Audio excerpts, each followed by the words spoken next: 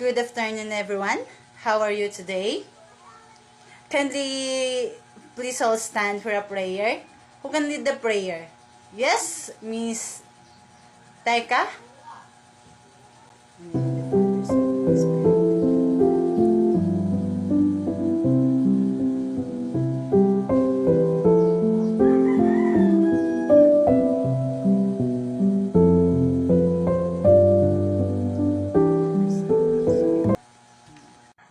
Before you take your seat, please arrange your chairs. But before we proceed to our discussion, let me introduce myself first. I am Miss Elmeline Buhawi, your teacher for this afternoon. For anything else, may I ask the secretary to report if we have an absent for this afternoon? Before we proceed to our new lesson, anyone who can give me the last topic we tackled all about? Yes, Miss Lucian? Okay, very good. I'm glad that you can still remember our previous lesson. Let us now proceed to our new lesson. Class, before we start our discussion, you will play a game called Fix Me. In this game, I will show you 3 jumbled words, then try to guess it with your group mates. The first group who guessed it correctly will be declared as a winner. Before we start our game, you will divide it into 4 groups. After that, go to your group mates. If you're done, choose one representative who will go in front to show me your answer. Okay, class, are you ready?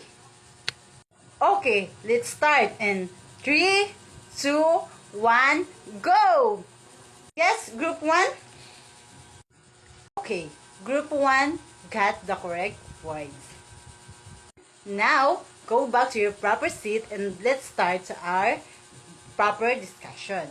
Class, based on our activity, what do you think our topic is all about? Okay, class, can you give any idea what was our topic is all about? Yes, Mr. Mapa. Very good.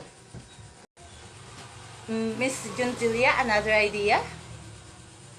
Very good, class. So, let's start our lesson about computer application software. An application software is any program or group of programs that is designed for the end user.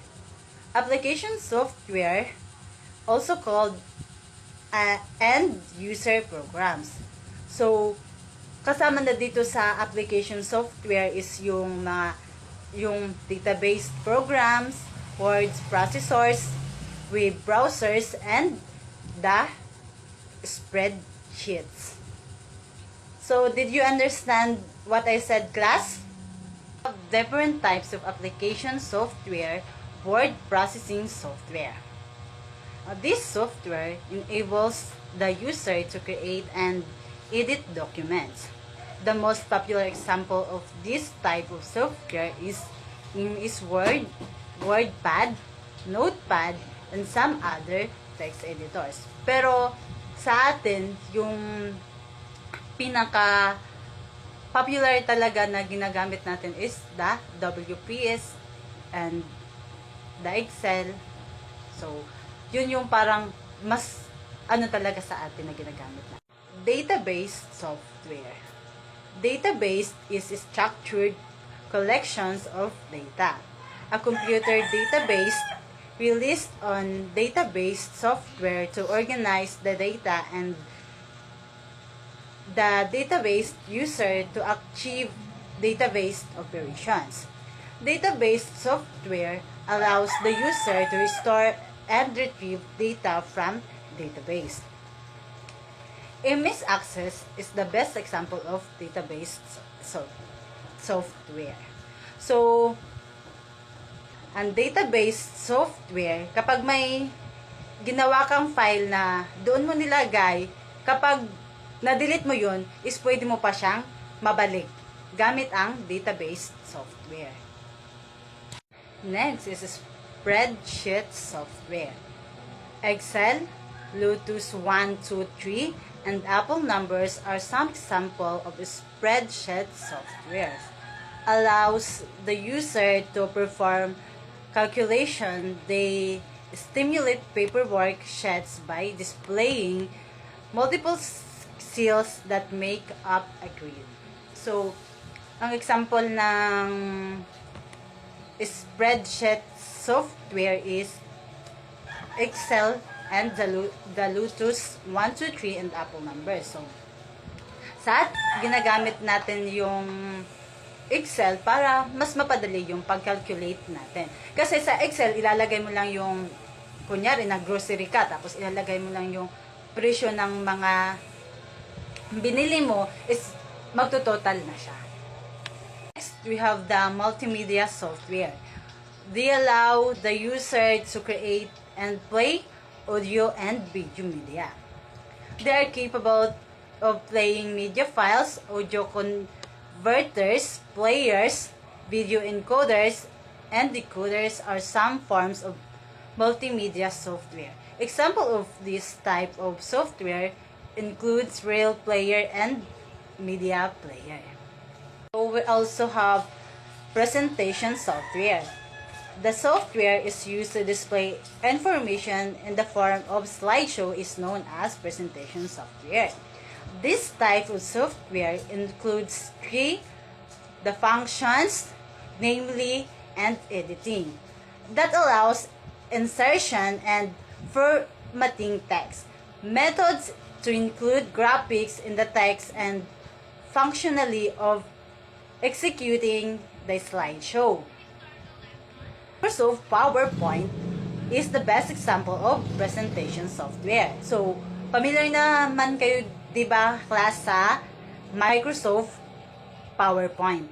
So, ito yung kadalasan natin ginagamit kapag nagre-report tayo. Can you define the different types of application software? Yes, Miss Gusila? Very good. So, that's all for today. But before we end to our lesson, any question and clarification? If you don't have questions and clarifications, let's have a short quiz. To make sure that you really understand the lesson that we discussed today, I prepared a set of questions. So class, get a 1/2 sheets of paper to answer the following questions. Okay, let's start. Number 1. What is application software for you? Again, what is application software for you? And number 2, give the different types of software. Again, give the different types of software. Are you done, class? Please pass your paper. For your assignment, class, identify the following sentences below and choose the best answer when given choices.